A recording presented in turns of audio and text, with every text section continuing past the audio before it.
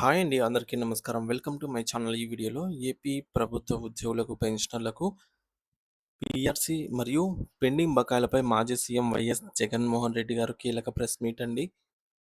దీనికి సంబంధించి పూర్తి వివరాలు ఈ వీడియోలో తెలుసుకుందాము.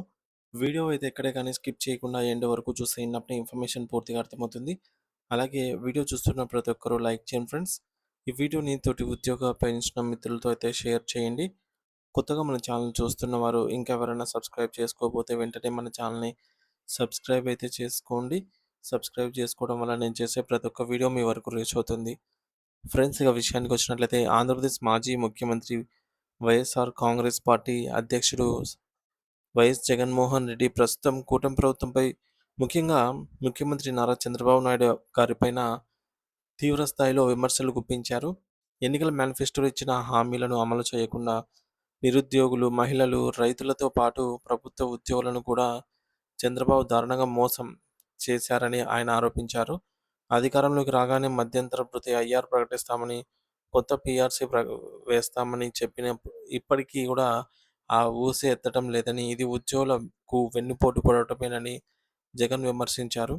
తాడేపల్లిలోని పార్టీ కేంద్ర కార్యాలయంలో నిర్వహించినటువంటి మీడియా సమావేశంలో ఆయన మాట్లాడుతూ ఉద్యోగులకు సంబంధించి సుమారు 5 డిఏలు పెండింగ్‌లో ఉన్నాయని, వివిధ రూపాల్లో ప్రభుత్వం దాదాపు 40,000 కోట్ల రూపాయల మేర బకాయి పడిందని పేర్కొన్నారు. సీపీఎస్ రద్దు చేస్తామన్న హామీని కూడా చంద్రబాబు నెరవేర్చలేదని, అదే గత వైఎస్ఆర్సీపీ ప్రభుత్వం గ్యారంటీ పెన్షన్ పథకం జీపీఎస్ అమలు చేసి ఉద్యోగులకు మేలు చేసిందని జగన్ గుర్తు చేశారు. ద్రవ్యోల్బణం అనేది ఒక మిథ్య అని గతంలో చంద్రబాబు చేసిన వ్యాఖ్యలను ప్రస్తావిస్తూ ఆయన ఐక్యూ ఏ స్థాయిలో ఉందో దీనిని బట్టి అర్థం చేసుకోవచ్చని ఎద్దేవా చేశారు. సర్వీస్ టీచర్లకు టెట్ పరీక్ష తప్పనిసరి చేయాలని అన్నటువంటి ప్రభుత్వ నిర్ణయం అత్యంత దారుణమని ఆయన అభిప్రాయపడ్డారు. 20 ఏండ్లుగా ఒకే సబ్జెక్ట్‌ను బోధిస్తున్న టీచర్లు ఇప్పుడు అనేక సబ్జెక్టులతో కూడిన టెట్ పరీక్షలను రాయటం సాధ్యం కాదని, వారు ఎంపికైన సమయంలో అటువంటి నిబంధనలేవి లేవని విమర్శించారు.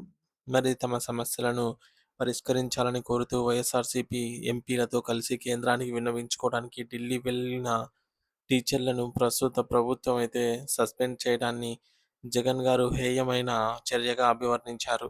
రాష్ట్ర ప్రభుత్వం కేంద్రంతో సంప్రదింపులు జరిపి చట్ట సవరణ ద్వారా టీచర్లకు వెసులుబాటు కల్పించాలి తప్ప వారిని వేధించటం సరికాదని హితవు పలికారు.